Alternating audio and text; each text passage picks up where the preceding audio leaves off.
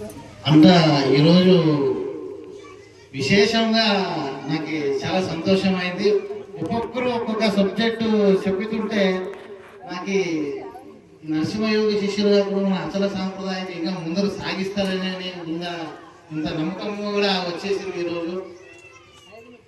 అలాగే ఈ మీద ఉన్న వాళ్ళంతా తక్కువ, కింద ఉన్న వాళ్ళంతా తక్కువనే కాదు, ఆ తక్కువ ఉన్న మీనికి రానికనే ఇవంతా కృషి చేస్తున్నారు అని తెలుపుతూ, మీరు కూడా శిష్యులంటే ఎవరో గురువులు బాలిసలు చేసుకునేది కాదు, మన గురువుగా సొంత సోదరులు, సొంత కుమారుల కన్నా ఎక్కువగా శిష్యుల్ని ప్రేమించే గురువులు ఉన్నారు. ఇట్లా పెద్దలు వాళ్ళ సంగత్యం చేసుకొని మీరు కూడా ప్రేమగా నడుచుకుంటూ ఈ ఓపెనింగ్ చేసినట్లు లేకపోతే అందరూ భక్తులు సహకారం చేసి అందరికి కూడా మీరు ఈరోజు సేవా కార్యక్రమం చేసినారు. వాళ్ళు కూడా అందరూ సంతోషంగా ఉన్నారు.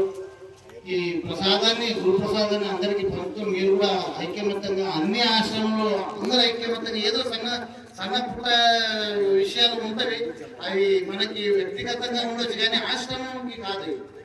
వ్యక్తిగతంగా ఏమో సన్న విషయాలు వస్తుంటవి పోతుంటవి, మన ఆశ్రమం గురుసేవకు మాత్రం ఏది లోతు కాకుండా చూసుకోవాలి. ఏమంటే వ్యక్తిగతంగా కొన్ని తప్పులు జరుగుతుంటవి, మనకి జరుగుతుంటవి, వాళ్ళకి జరుగుతుంది, ఈ విషయాలని మనసులో పెట్టుకోకుండా ఏ విషయమైనా గురు కార్యానికి మాత్రము ఏ లోతు కాకుండా చూసుకొని ఆ గురువుకి వ్యక్తిగతంగా మీరు ఏమో పెట్టుకోండి అంతగా విషయం. అది అది వ్యక్తిగతంగా విడిచిపెట్టి గురు కార్యం, గురు సేవకి గురువు అంకితంగా ఉంటే వాళ్ళ జన్మ సార్థము. వాళ్ళంత పుణ్య పురుషులు ఎవరు లేరని నేను భావిస్తుంటాను. అందుకే వాళ్ళకు కూడా నేను నమస్కారం చెబుతూ 2 ముగిస్తున్నాను. ఏ సద్గురు బ్రహ్మ మహారాజుకు.